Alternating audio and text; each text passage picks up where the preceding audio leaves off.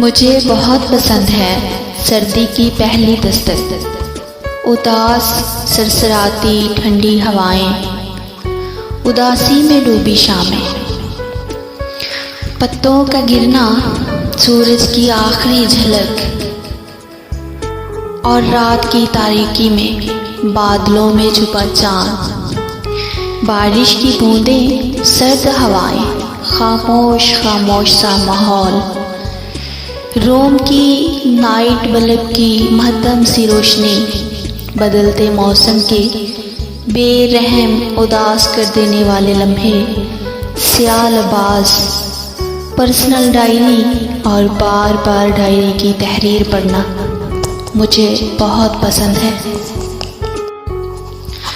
मुझे बहुत पसंद है सर्दी की पहली दस्तक,